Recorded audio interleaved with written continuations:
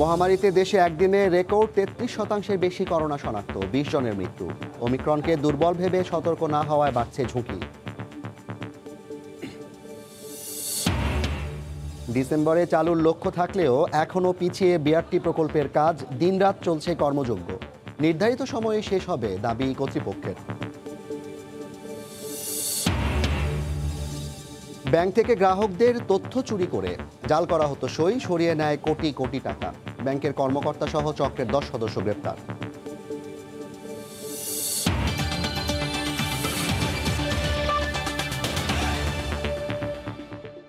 জনপদের সময়ের সঙ্গে আছি আমি জাফর সাদিক। মহামারীকালে একদিনে রেকর্ড 33% বেশি করোনা শনাক্ত হয়েছে। মারা গেছেন 20 জন, নতুন শনাক্ত প্রায় 15,500।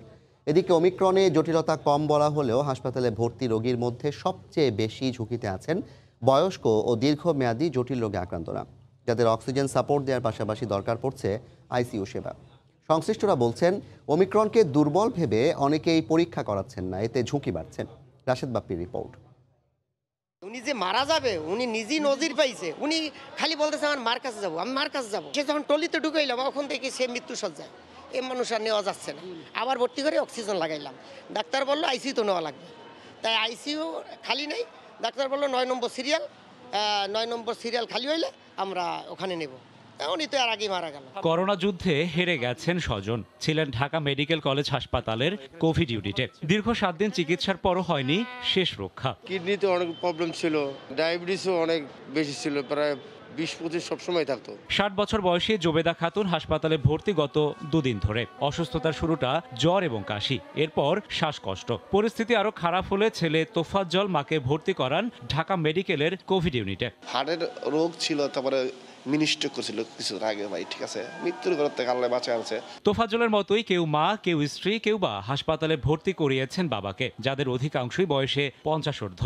এবং অন্যতম সমস্যা শ্বাসকষ্টের পাশাপাশি রয়েছে পুরনো জটিল রোগের ইতিহাস। হঠাৎ করে 3-4 দিন আগে একটু শ্বাসকষ্ট হচ্ছিল। এছাড়া ওনার অনেক আগে থেকেই ডায়াবেটিস, তারপরে প্রেশার। আগে গড়গড় ছিল না বুকের মধ্যে, হঠাৎ করে গড়গড় একটা শব্দ আসছে। ডাক্তাররা বলছে যে কালকে পরীক্ষা করছে, পরীক্ষা করে বলছে করোনা পজিটিভ।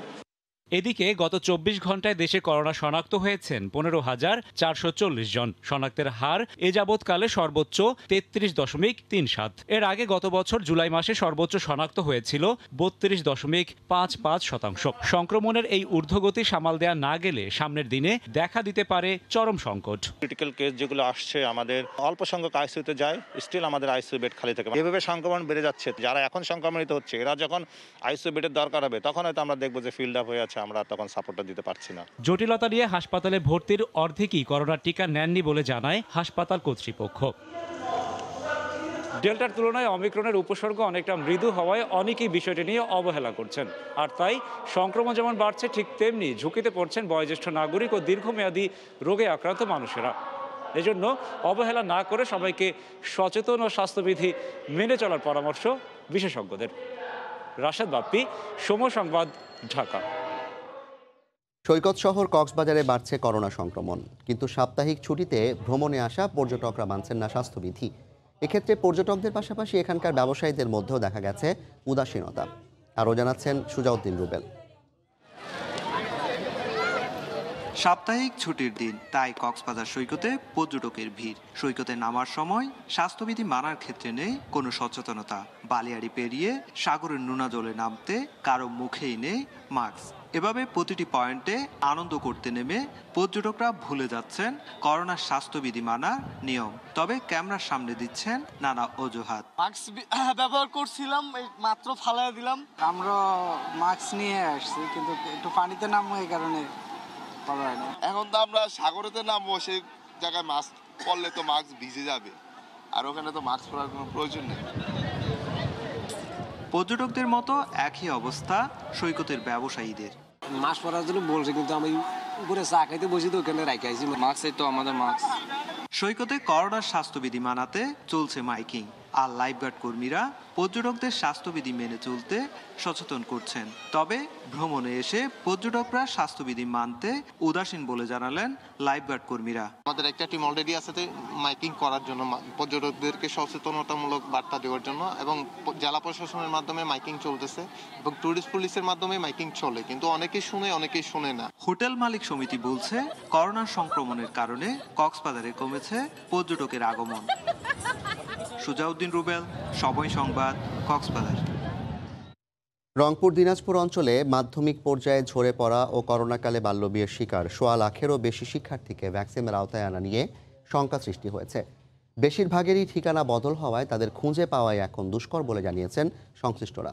রতন সরকারের রিপোর্ট, ছবি তুলেছেন তরিকুল ইসলাম।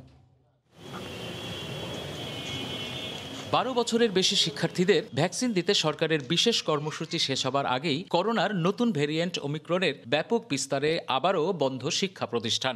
শিক্ষা বিভাগের তথ্যে ১২ থেকে ১৭ বছর বয়সী মাধ্যমিক স্তরের ১০ লাখ শিক্ষার্থীর মধ্যে করোনা বাস্তবতায় আয় রোজগার আর বাল্যবিয়ের কারণে বিদ্যালয় থেকে বিচ্ছিন্ন বা ঝরে পড়েছে ১,২৪,৯২৪ জন, যাদের প্রায় সবারই ঠিকানা পরিবর্তন হয়েছে। আমি এখানে কাজ করতেছি, তাই এখন স্কুলে ভ্যাকসিন দিচ্ছে, আমি কিভাবে ভ্যাকসিন দেবো? ভ্যাকসিন যে কোথায় দেয় তা তো জানি না। করোনার কারণে পারিবারিক সমস্যায় এই কাজ করতেছি এখন। এসব শিক্ষার্থীদের ভ্যাকসিনের আওতায় আনতে তাদের খুঁজে বের করার কথা বলছেন শিক্ষকরা। যারা পারিবারিক কারণে বা বৈবাহিক কারণে বা আর্থিক কারণে বিদ্যালয় প্রতিষ্ঠানে আসতে পারেনি, কিছু সংখ্যক যারা আমাদের নিয়ন্ত্রণের বাইরে, তারা কিছু টিকার কার্যক্রমের বাইরে আছে। আমরা বহু চেষ্টা করার পরও তাদের সঙ্গে যোগাযোগ করতে পারিনি, অর্থাৎ তারা এখন প্রতিষ্ঠানমুখী নয়। বয়সের আওতায় যারা আছে, স্টুডেন্টরা আছে, তাদেরকে টিকা দেওয়ার ব্যবস্থা করা উচিত। এর মধ্যে বাল্য বিয়ের শিকার ১৫,০০০ মেয়ের একটি তালিকা শিক্ষা বিভাগের কাছে থাকলেও ঝরে পড়া শিক্ষার্থীদের তথ্য সংগ্রহের চেষ্টা হচ্ছে বলে জানান শিক্ষা কর্মকর্তা। শিক্ষা প্রতিষ্ঠান প্রধানরা কিন্তু প্রচেষ্টা চালিয়ে যাচ্ছে যাতে করে ওই শিক্ষার্থীগুলোকেও ভ্যাকসিনেশনের আওতায় আনা যায়। তবে হতাশার কথা বলছেন স্বাস্থ্য বিভাগের কর্মকর্তা। যেহেতু কিছু বাচ্চা বিয়ে শাদী হয়ে গেছে বা গার্মেন্টসে চাকরি করতে চলে গেছে, এই সকল কিছু বাচ্চাকে হয়তো আমরা মিস করব। বিভাগীয় স্বাস্থ্য পরিচালকের দপ্তর জানিয়েছে, রংপুর দিনাজপুর অঞ্চলের ৮টি জেলায় বিভিন্ন বয়সের শিশু আছে মোট ২৪ লাখ। এর মধ্যে ১৭ লাখকে ভ্যাকসিন দেয়া হয়েছে। রতন সরকার, সময় সংবাদ, রংপুর। নির্ধারিত লক্ষ্য থেকে পিছিয়ে থাকলেও আসছে ডিসেম্বরে এই বিআরটি প্রকল্প চালু করতে বদ্ধপরিকর কর্তৃপক্ষ। তারা বলছেন, বিমানবন্দর থেকে আজমপুর, চেরাগালি থেকে শিববাড়ি পর্যন্ত কাজের অগ্রগতি ৭০ ভাগের বেশি। এছাড়া আজমপুর থেকে চেরাগালি অংশের অগ্রগতি ৬১ ভাগ। প্রয়োজনে ঠিকাদার প্রতিষ্ঠানকে আর্থিক সহায়তা দিয়ে হলেও নির্ধারিত সময়ে কাজ শেষ করার কথা বলছেন ব্যবস্থাপনা পরিচালক। রাশেদ লিমনের রিপোর্ট। ঢাকা থেকে গাজীপুর আর জনদুর্ভোগ যেন মুদ্রার এপিট ওপিট। ঠিকাদার প্রতিষ্ঠানের ভুলের খেসারত এই পথের যাত্রীরা বছরের পর বছর দিচ্ছেন। তবে বছর খানেক ধরেই কাজে গতি ফিরেছে। তাই এরই মধ্যে বেশ কয়েকটি স্থানে প্রশস্ত হয়েছে রাস্তা, দিনরাত এক করে চলছে কাজ। আলহামদুলিল্লাহ, কাজটা অনেক দূরত্বই এগিয়ে দিছে। এভাবে এগেলে হয়তো এই রাস্তাটা অনেক শীঘ্রই কমপ্লিট হয়ে যাবে। কাজ বাড়ছে, দ্রুত গতিতে কাজ চলতেছে। প্রকল্প সংশ্লিষ্টরা বলছেন, এয়ারপোর্ট থেকে আজমপুর, চেরাগালি থেকে শিববাড়ি পর্যন্ত ১৬ কিলোমিটারের কাজের অগ্রগতি ৭০.৪৬%। এছাড়া আজমপুর থেকে চেরাগালি অংশের অগ্রগতি ৬০.৭৩ ভাগ। যদিও তা লক্ষ্যমাত্রার চেয়ে পিছিয়ে আছে যথাক্রমে ২ ভাগ আর ১৩ ভাগ। তবুও লক্ষ্য অটুট চলতি ডিসেম্বর। বিবিএ ১৩% পিছিয়ে থাকলেও এদের যেহেতু কাজে এখন একটা গতি আসছে, প্লাস এদের জায়গাটাও ছোট, সেক্ষেত্রে এটা হয়তো আমরা কভার করতে পারবো। তবে আমাদের মূল সমস্যা যেটা, 2 কন্ট্রাক্টরেরই ফান্ড ফ্লোর একটা সমস্যা, এটার সমাধান এখনো হয়নি। আমরা তাদেরকে বিভিন্নভাবে হেল্প করার চেষ্টা করছি। সেক্ষেত্রে বাধা হতে পারে বিবিএ অংশ।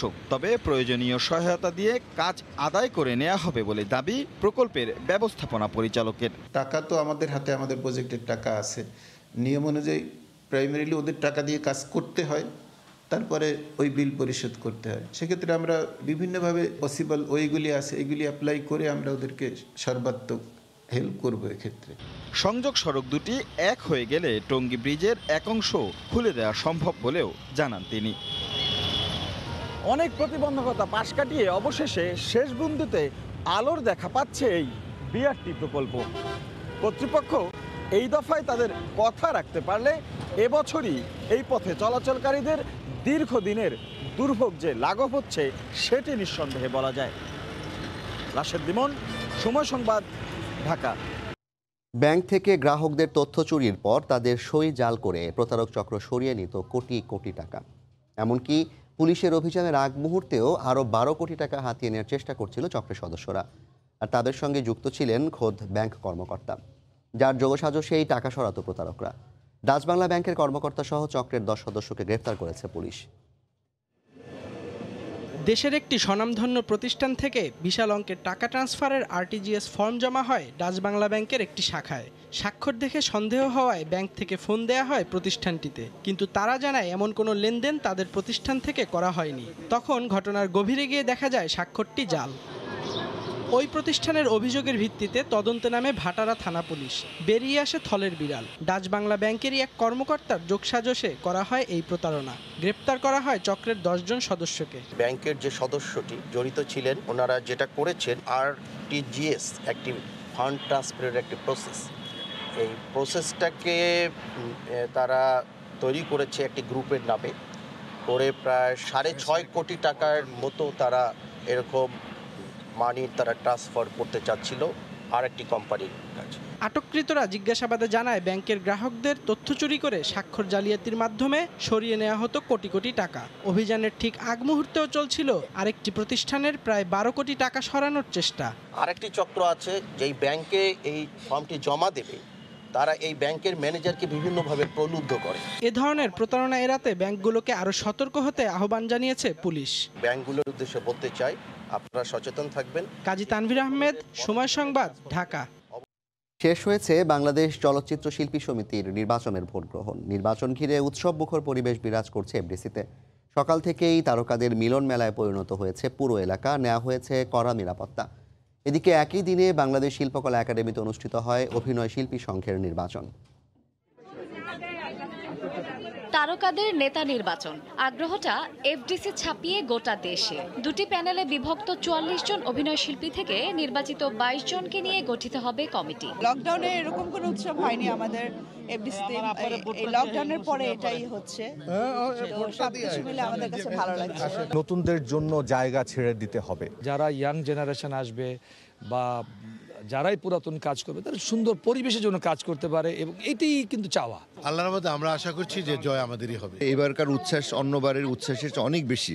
এবার দুটা প্যানেলই ভীষণভাবে স্ট্রং। শুক্রবার সকাল থেকেই কঠোর নিরাপত্তায় ভোটাররা নিয়ম মেনে ভোট দেন। উৎসব নাকি সংঘাত, দুপক্ষের কথাতে তা স্পষ্ট হলো। আমরা দুজন থাকাকালীন এই প্যানেল এবং ওই প্যানেলে কেউ এরকম কোনো কিছু কাদা ছোড়াছুড়ি করবে না যেটা দৃষ্টিকটু এবং যেটা নিয়ে সমাজে মানে ব্যাড ইম্প্যাক্ট আসে, এরকম আমরা করবো না, এটা নিশ্চিত হবে। শিল্পীরা তাদের বিপদে পাশে কে থাকে সেটা জানে এবং সেই অনুযায়ী তারা তাদের নেতৃত্ব নির্বাচিত করবে। শিল্পী সমিতির এবারের নির্বাচনে ভোটার সংখ্যা 428 জন। দ্বিবার্ষিক এই নির্বাচনে কাঞ্চন নিপুণ ও মিশা জায়েদ প্যানেলের দুপক্ষই জয়ের ব্যাপারে আশাবাদী। যে মিশার যে অভিজ্ঞতা আছে সেই অভিজ্ঞতাটা যদি আমি মনে করি যে আমার শিল্পী সমিতির জন্য উপকারী হবে, তাহলে তার উপদেশ আমরা নেব না কেন।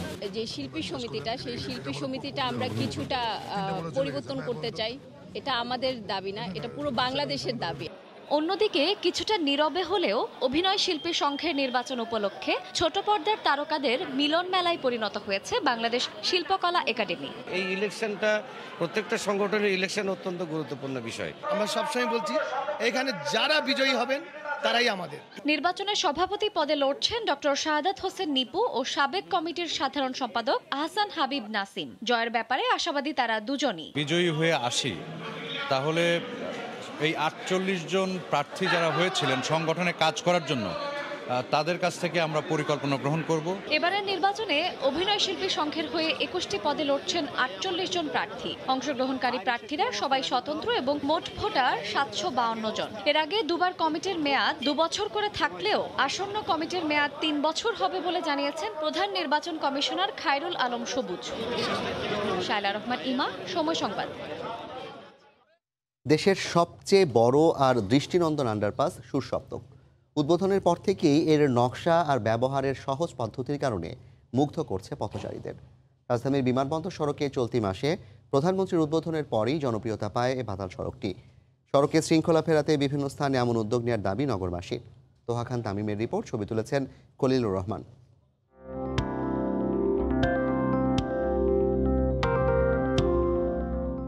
ব্যস্ততম সড়কের নিচে এ এক সৌন্দর্যের আধার। প্রশস্ত রাস্তা, দেয়ালে ডিজিটাল ডিসপ্লে আর ঐতিহাসিক সব স্থির চিত্র। প্রথম দেখায় যে কেউ মুগ্ধ হবেন এর নকশার কারণে।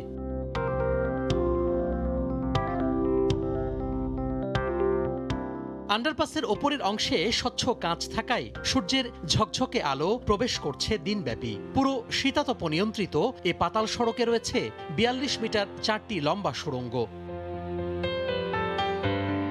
সুড়ঙ্গের মুখী এই আন্ডারপাসের প্রবেশ ও বের হওয়ার পথ। পথচারীদের সুবিধায় আছে চলন্ত সিঁড়ি ও লিফট।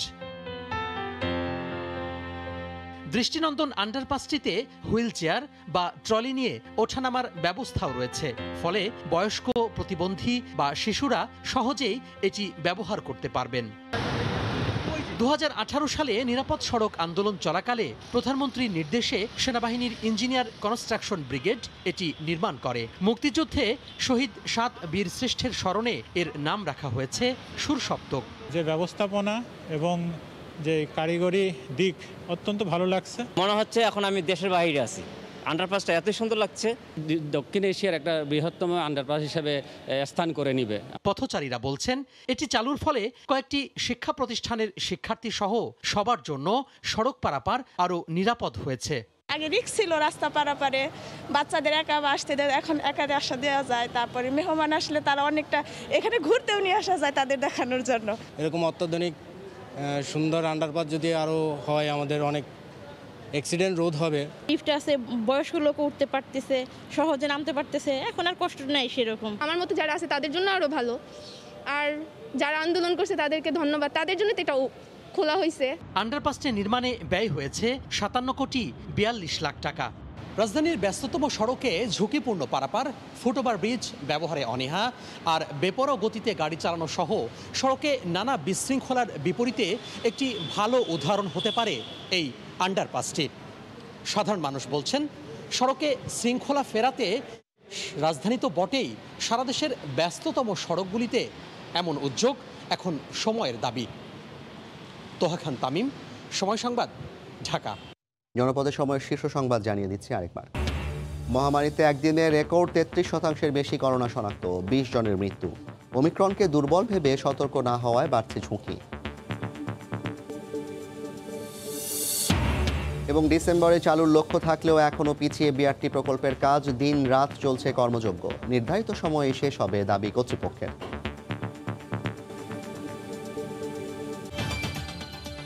এই ছিল জনপদের সময়, সঙ্গে থাকুন সময়।